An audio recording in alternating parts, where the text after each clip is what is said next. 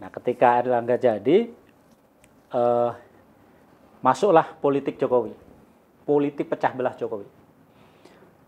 Di Golkar? Di Golkar. Atau di ya, seluruh waktu itu kan donnya Golkar kan Luhut. Luhut merasa Erlangga ini nggak bisa diatur.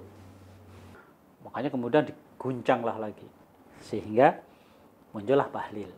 Nah, Bahlil atas restu, atas permainan ya, atas Jokowi, permainan katanya. Jokowi, Luhut dan lain-lain. Ya. Nah, karena Erlangga nggak berkutik kan, mulai dari kasus rekaman dengan perempuan Ya, sampai ya. dengan kasus ini itu. Nggak berkutiknya sampai sekarang katanya Ji. Iyalah gitu, kayak itu kan. Iya Ji.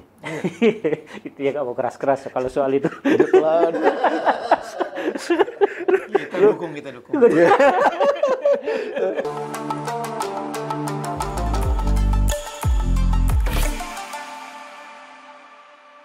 Assalamualaikum warahmatullahi wabarakatuh. Pak Presiden Nugroho Ibudo, Didi Supriyanto, Haris Jauhari, koalisi Anda kelihatannya makin kuat.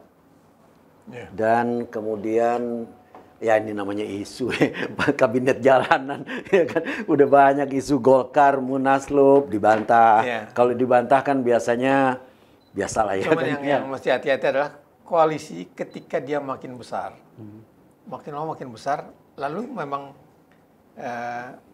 suasananya menjadi cair lagi karena sama dengan sebelum koalisi, ya kan? Dan itu memanagenya ya memanage susah, gampang. Sehingga lalu cair lagi, partai-partai sendiri-sendiri lagi karena kegedean.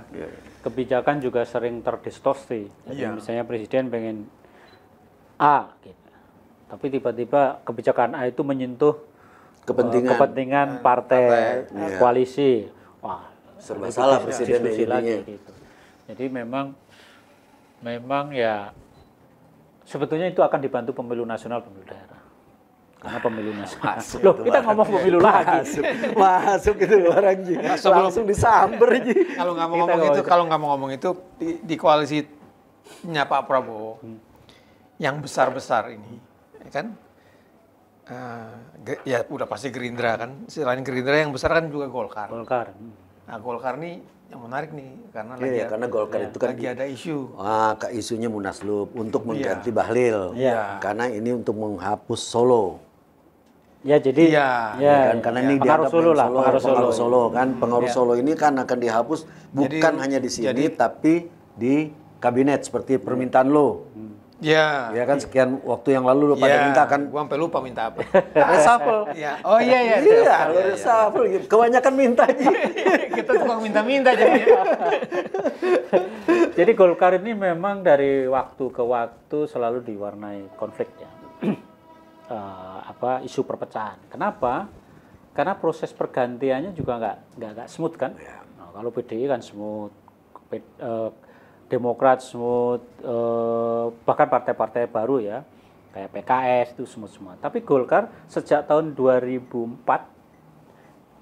bukan 2004, sejak 99 itu selalu diwarnai perpecahan kan.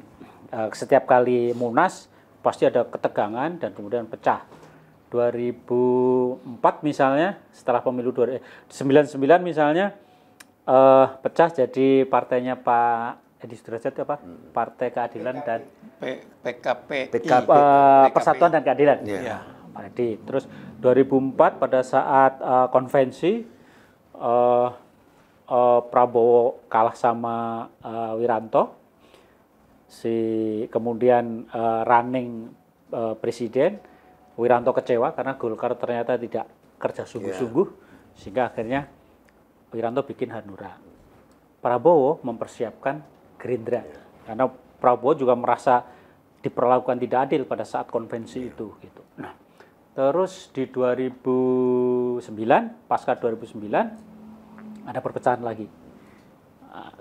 Riau, di mana Ical sama Surya Paloh kencang, akhirnya Surya Paloh mental. Ya, jadilah Nasdem gitu. Yang waktu itu sudah ada Nasdemnya tapi dalam bentuk organisasi sosial. Nah, perpecahan pasca pemilu 2014 tidak sampai membentuk partai baru sebagai akibat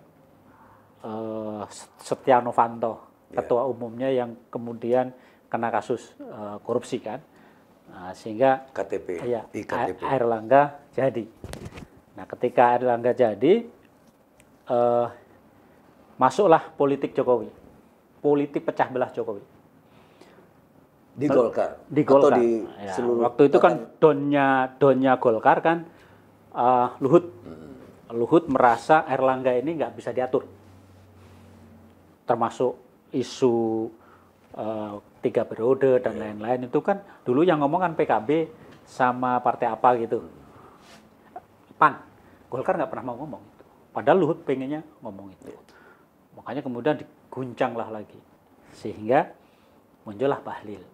Nah, Bahlil atas restu, atas permainan ya, atas Jokowi, permainan katanya. Jokowi, Luhut dan lain-lain. Ya. Nah, karena Airlangga nggak berkutik kan, mulai dari kasus rekaman dengan perempuan sampai dengan kasus ini itu. Nggak berkutiknya sampai sekarang katanya Ji. Iyalah gitu kayak itu kan. Iya Ji. Itu ya nggak mau keras-keras kalau soal itu. Kita dukung. Nah, Dukung apa nggak tahu. ngaco. Terus terang saya awalnya juga nggak paham kenapa Jokowi sangat support sama si Bahlil ya. Kan Bahlil kan sebetulnya di Golkar juga nggak punya akar kuat. Iya, nggak punya. Karena dia memang di HMI. Terus kemudian dia di HIPMI. Terus HIPMI nasional dari tokoh Papua kemudian jadi HIPMI nasional dan kemudian jadi pemimpin Golkar. Itu bukan tradisi kader Golkar untuk mencapai puncak. Biasanya kader-kader Golkar itu selalu dibesarkan di kino-kino itu. Iya. Kalau nggak Kosgoro ya MKGR atau satu lagi Soksi. Soksi. Nah, si Bahlil nggak lewat itu. Bahkan lewat ormas Golkar kayak AMPI, kayak ini dia juga nggak ada di sana. Karena kalau HIPMI kan bukan underbone-nya Golkar. HIPMI itu organisasi profesional yang punya kedekatan dengan Golkar ya.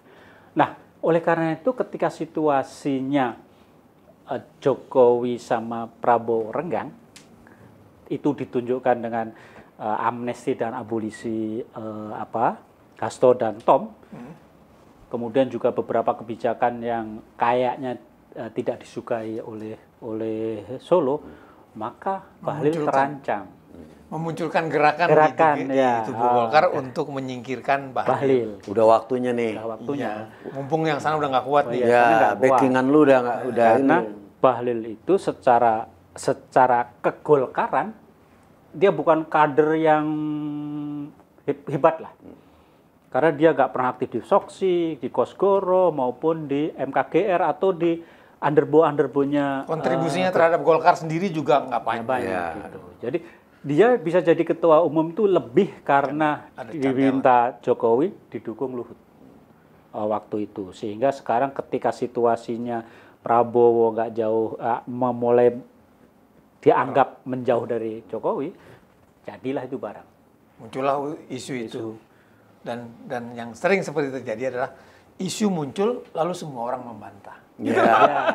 Itu tipikal banget sama Golkar. Kalau semua orang membantah itu artinya benar. Berarti jalan gitu. Berarti jalan. Ya. Itu konfirmasi bahwa memang benar. Ya, jalan. Ya, dan hebatnya Golkar kan memang ya karena memang ini organisasi paling lama, paling senior, paling matang, paling matang. Sehingga ya goncangan apapun dia tetap. Goncangan apapun tidak pernah membuat Golkar mulai dari nol lagi, nggak ada. Ya, paling pecah-pecah, tapi nanti pecah-pecah itu kan ketika di parlemen atau di pemerintahan nyatu lagi. Iya. Gitu. Iya. Dia sudah sering menghadapi badai ya. Iya, seperti itu. Jadi ya begitu, saya kira kalau dalam jangka 1-2 minggu atau bahkan 1-2 bulan ke depan tiba-tiba ada Munaslup Golkar, ya kita nggak perlu kaget. Karena di antara ketua umum Golkar, Bahlil adalah ketua umum Golkar yang nggak punya akar kuat. Ya, paling tidak punya akar. Gue dengar banyak sekali kekecewaan dan kemudian juga kritik-kritik yang sangat keras, antara lain dari orang-orang mudanya. Ada Arman, itu sangat keras terhadap Bahlil itu udah. Ya belum lagi yang tokoh-tokoh lama kan, misalnya ya tokoh-tokoh yang sebetulnya tidak menduduki apa-apa di Golkar akan tetapi dia berpengaruh. Ya duduknya maksudnya bukan pengurus inti ya, kayak misalnya Zainal Bintang, CS itu kan orang-orang soksi ya. Oh, kawan kita ya, Zainal Bintang. Kawan kita. Banyak teman. Kakaknya Kita di Ilham mana-mana Bintang. ternyata. Kakaknya Ilham Bintang ya kan. Dari yang bagus sampai yang nggak bagus dia. Ya Bahlil juga teman lagi. Bahlil ya kan. Itu kan apa? Jadi kita tunggulah sebulan 2 bulan. Kalau ada isu ini menggelinding terus secara internal, pasti akan ada munas dan selesai itu apa? Lalu kita punya peta baru lagi. Lu melihat kepentingannya Pak Prabowo untuk mengganti Bahlil di Golkar atau enggak? Atau itu alamiah aja? Nggak, Alamiah keinginan orang-orang dari dalam Golkar? dari dalam dan Dua-dua. koalisi kan butuh orang yang solid kan. Solid dalam arti kalau partainya solid, dia akan dengan mudah bekerja sama di koalisi. Tapi kalau partai besar kayak Golkar ternyata tidak solid, kan bisa jadi rebutan kursi, rebutan pengaruh ini. Jadi presiden selaku kepala komandan koalisi juga kesulitan. Makanya kalau beliau merasa partainya ini nggak solid, saya kira beliau akan apa ya, yang ngasih peringatan lah, ngasih intervensi sih. Saya yakin akan susah. Golkar nggak bisa diintervensi gitu. Tapi bahwa Golkar diingatkan, kamu harus solid, itu saya kira akan dilakukan. Buat kepentingan kita rakyat juga kita butuh sebenarnya Golkar yang kuat. Golkar yang kembali kuat, terutama misalnya kinerjanya di parlemen yang sekarang nggak kelihatan. PDIP itu kelihatan bagus di rapat kerja atau dengar pendapat itu kelihatan. Golkar itu entah slowing emang nggak ada yang bermutu atau gue sih kesannya bukan itu. Emang mereka memang ditakut-takutin ketua umumnya. itu. Jadi ketua umumnya mungkin ingin menunjukkan dirinya ke presiden bahwa saya mengendalikan sepenuhnya Golkar. Maka dia atur itu, kamu nggak boleh ngomong ini, kamu nggak boleh ngomong ini. Itu sesuatu yang nyaris nggak pernah terjadi pada zamannya, jangankan Hartarto, zamannya Yusuf Kala pun nggak pernah. Jadi tetap dikasih kebebasan, kalau sudah kebablasan gitu, baru diajak ngomong lah. Ini enggak, ini udah langsung. Jadi dua sahabat saya ini kelihatannya yakin sekali Pak Presiden bahwa Munaslup Golkar akan terjadi. Tujuan utamanya adalah mengganti Bahlil. Bahlil itu sahabatnya Pak Presiden atau mantan presiden? Mantan presiden. Jadi sebetulnya nggak ada masalah ini. Nggak ada masalah. Terjadi. Nggak ada masalah. Lu juga berharap begitu ya? Nggak ada masalah. Baik. Semoga bermanfaat Pak Presiden. Terima kasih. Wabillahi taufiq wal hidayah. Wassalamualaikum warahmatullahi wabarakatuh. Salam.